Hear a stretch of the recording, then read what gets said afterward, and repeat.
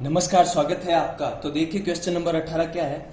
एक आयताकार बरामदा है जो 18 मीटर और 72 सेंटीमीटर लंबा है तथा 13 मीटर और 20 सेंटीमीटर चौड़ा है।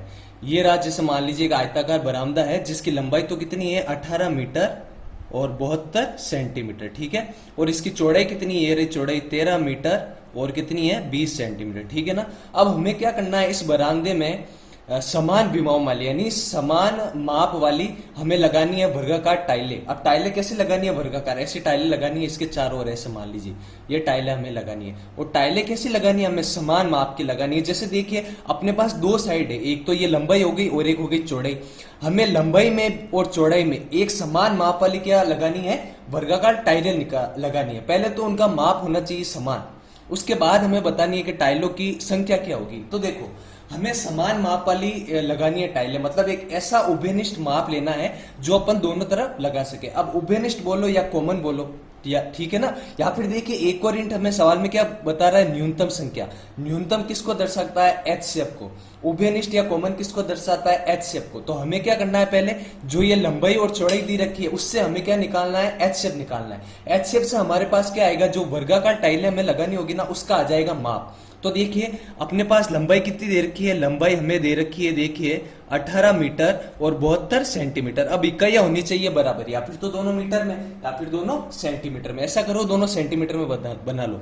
तो ये है 18 मीटर को सेंटीमीटर में बदलने के लिए 100 से गुणा। तो 18 इंटू 100 कितना हो गया 1800। तो ये और 72 सेंटीमीटर और दिया हुआ, तो 1800 में 72 आप जोड़ोगे कितना हो जाएगा आपके 1872 सेंटीमीटर, ठीक है। ये आपको समझ में आ गया होगा। वापस देखिए इसकी चौड़ाई क्या है, इसकी चौड़ाई दे रखा है 13 मीटर और 20 सेंटीमीटर। इसको भी बदल लीजिए आप सेंटीमीटर में, तो 13 को सेंटीमीटर में बदलना है, 100 से गुणा कर लो।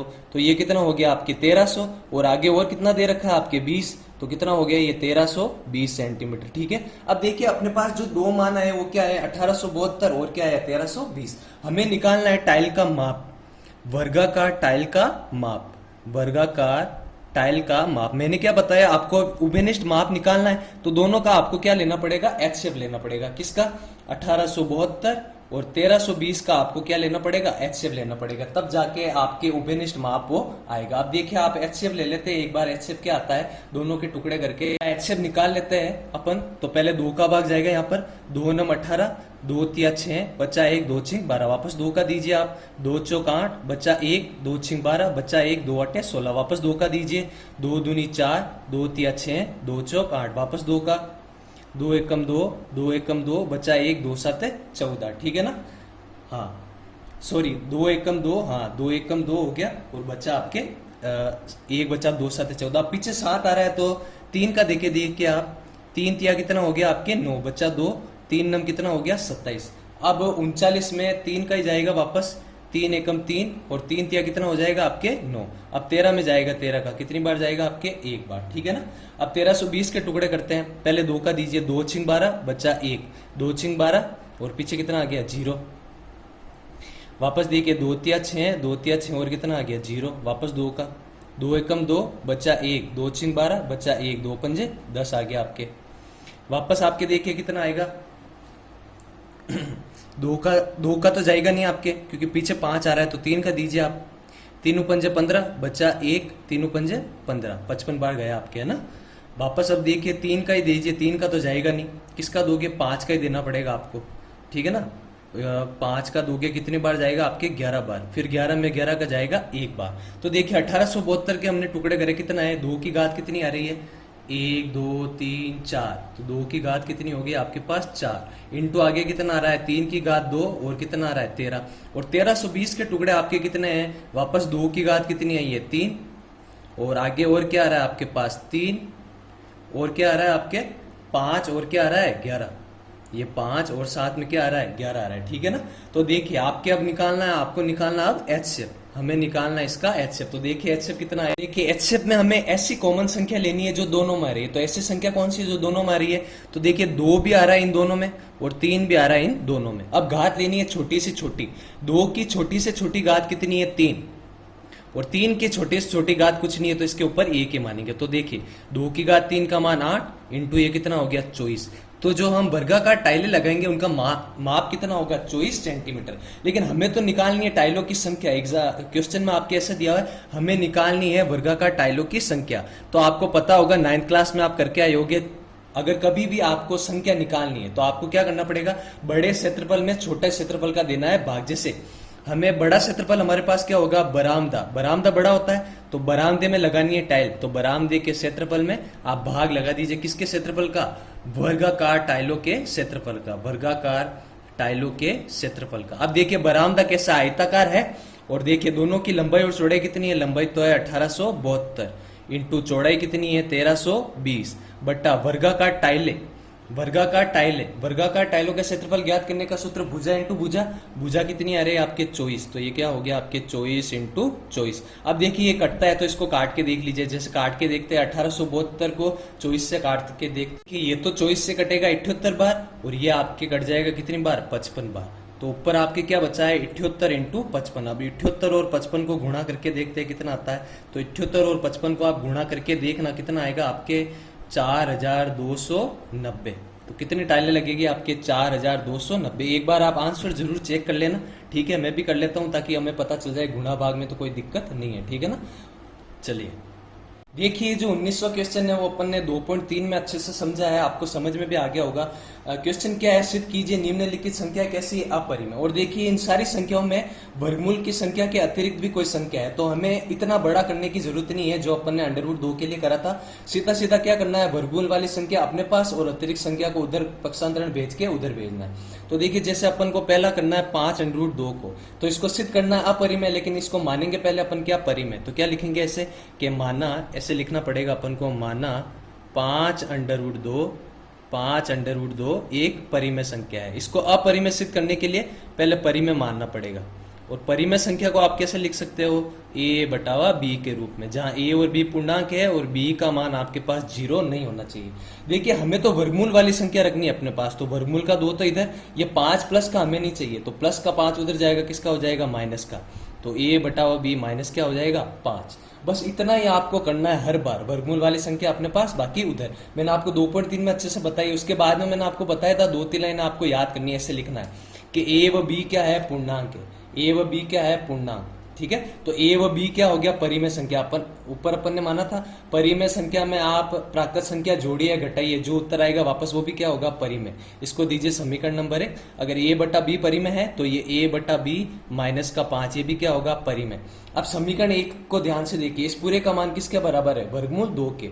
अगर ये परिमेय है तो वर्गमूल 2 भी क्या होनी चाहिए, परिमेय संख्या, जो कि क्या है, विरोधाभास है। क्योंकि शुरू में जब अपन ने बेसिक पढ़ा था मैंने आपको बताया था जिन संख्याओं का पूर्ण रूप से वर्गमूल नहीं निकलता वो क्या कहलाती है, अपरिमेय। तो हम जानते हैं √2 तो क्या होती है, अपरिमेय। अगर वर्गमूल 2 अपरिमेय है तो अपरिमेय संख्या को किसी भी संख्या के साथ जोड़िए, घटाइए, गुणा कीजिए, वापस जो उत्तर आएगा, जैसे 5√2 ये भी क्या होगी आपके अपरिमेय। बस ऐसे आपको करना है, इजी क्वेश्चन है और कुछ नहीं करना है। जैसे अगला क्वेश्चन भी देख लीजिए, इसी को यहीं पे कर लेते हैं। जैसे 2√7 को अपरिमेय सिद्ध करना है, तो पहले इसको क्या मानोगे आप, परिमेय संख्या लिख लीजिए। वही क्या लिखोगे, माना, ऐसे लिखोगे, माना 2/√7 क्या है, एक परिमेय संख्या है, एक परिमेय संख्या है। और परिमेय संख्या को आप कैसे लिख सकते हो, a/b के रूप में। लेकिन इसको आप a/b के रूप में लिखने से पहले इसका आपको करना पड़ेगा परिमेयकरण, जो कि मैं भूल गया आपको बताना। भाई अपनी गणित क्या कहती है कि हर में कभी भी वर्गमूल की संख्या नहीं आनी चाहिए। अगर वर्गमूल वाली संख्या आ रही है तो आपको इसका परिमेयकरण करना पड़ेगा। तो हमें 2/√7 का करना पड़ेगा परिमेयकरण। कैसे करेंगे, वर्गमूल 7 को ऊपर भी गुणा करा और नीचे भी गुणा करा, तो ऊपर तो क्या आ जाएगा आपके 2/7 और नीचे वर्गमूल 7 को वर्गमूल 7 से गुणा करा, कितना आएगा आपके 7, ठीक है। तो अब आपके पास नई संख्या क्या आ गई है, 2√7/7। अब इसको मानना आपको परिमेय संख्या। इधर मैं लिख देता हूं, छोटा क्वेश्चन है इसलिए। क्या लिखोगे, माना ऐसे 2√7/7 एक परिमेय संख्या है, एक परिमेय संख्या है। और परिमेय संख्या को आप कैसे लिख सकते हो भाई, a/b के रूप में लिख सकते हो। मैंने आपको क्या बताया, इधर क्या रखनी है, खाली वर्गमूल की संख्या। तो वर्गमूल का 7 तो रखा इधर। अब देखिए उधर क्या क्या जाएगा, ये 2 था गुणे में, इधर आया तो किस में हो जाएगा, भाग में, आ गया भाग में। और 7 था भाग में, इधर आया किस में हो जाएगा, गुणे में। तो इधर आ गई वर्गमूल वाली संख्या, अब इसको दे दो समीकरण 1। वापस क्या करना है, जैसे वर्गमूल वाली संख्या हमारे पास आ जाए, पहली खाली जगह में तो क्या लिखना है, जो समीकरण 1 आ रहा है ये वाला, दूसरी खाली जगह में जो इसके सामने है ये वाला, तीसरी खाली जगह में भी यही, और चौथी खाली जगह में जो सवाल था वो आपको लिखना है। 2.3 में बहुत अच्छी तरीके से मैंने बताया, अगर आपको डाउट हो रहा है तो प्ले लिस्ट में जाइए और 2.3 प्रश्न वाला आप देखिए, आपको अच्छे से समझ में आ जाएगा। अगला क्वेश्चन देखिए, किसको सिद्ध करना, हमें 3/2 √5 को, हमें 3/2 √5 को सिद्ध करना है अपरिमेय। इसमें भी वर्गमूल की संख्या आ रही है तो वर्गमूल को हटाना पड़ेगा। तो वर्गमूल में क्या आ रहा है 5, तो वर्गमूल के 5 को ऊपर भी गुणा करोगे आप और नीचे भी गुणा करोगे, तो ऊपर तो क्या आ जाएगा आपके पास 3/5, और नीचे देखिए 2 का 2, √5 और √5 गुणा होकर कितना हो जाएगा 5, और 5 को 2 से गुणा करा कितना आएगा 10। तो अब आपके पास संख्या क्या आएगी 3√5/10। इसको वापस परिमेय संख्या मानोगे, ऐसे लिखोगे, माना 3√5/10 परिमेय संख्या है। और परिमेय संख्या को आप कैसे लिख सकते हो, a/b के रूप में, जहां b का मान क्या नहीं होना चाहिए 0। इधर हमें अपने पास क्या रखनी है, रूट वाली संख्या, अंडर रूट वाली संख्या, तो √5 को रखा इधर, a/b का a/b, ये 10 था भाग में, उधर गया गुणे में, 3 था गुणे में, इधर आया भाग में, तो ये आ गई। इसको देना है समीकरण नंबर 1। वापस वही लाइन है, पहली खाली जगह में क्या लिखना है, जो समीकरण 1 के राइट हैंड साइड में आ रहा है, दूसरी खाली जगह में आपको क्या लिखना है, जो समीकरण 1 के लेफ्ट हैंड साइड में आ रहा है, तीसरी खाली जगह में भी यही लिखना है, और चौथी खाली जगह में जो क्वेश्चन आपको दे रखा था इसको अपरिमेय सिद्ध करना था, तो इसका नाम लिखना है। ठीक है, ऐसे करना है। चौथा देखिए क्या है, सरल ही मैं से आपको बता देता हूँ, 4 + √2 का आपको सिद्ध करना है अपरिमेय। तो पहले वैसे लिखा, माना 4 + √2 क्या है, एक परिमेय संख्या, तो इसको कैसे लिख सकते हो, a/b के रूप में। वर्गमूल वाली संख्या को अपने पास, तो प्लस का 4 उधर गया, किसका हो गया माइनस का, तो a/b -4। इसको दे दो समीकरण नंबर 1। वही ऊपर जो लिखा है वही, पहली खाली जगह में क्या लिखना है, समीकरण 1 के राइट हैंड साइड में जो आता है, दूसरी खाली जगह में समीकरण 1 के लेफ्ट हैंड साइड वाला, तीसरी खाली जगह में भी वही, और चौथी खाली जगह में जो क्वेश्चन था वो आपको लिखना था। तो इस तरीके से जो आपके अपरिमेय सिद्ध करना था वो हो गया। मैंने इसलिए इसको ज्यादा डीपली नहीं बताया क्योंकि 2.3 में बहुत अच्छे से बताया हुआ था, थोड़ा सा एक बार मैंने वापस बता दिया ताकि आपको समझ में आ जाए। अब देखिए जो इसका 10वां क्वेश्चन है उसके बोर्ड में आने के चांसेस है एकदम 0, बिल्कुल 0 के बराबर। तो वो क्वेश्चन आप चाहो तो करो, अगर सीखने के मन से आप करना चाहो तो कर सकते हो, बाकी वो बोर्ड में नहीं आने वाला। अगर आप कर भी लोगे तो इतनी कोई बड़ी बात उसमें है नहीं। ठीक है, तो इस तरीके से अपनी जो विविध प्रश्न वाला थी वो हो गई पूरी।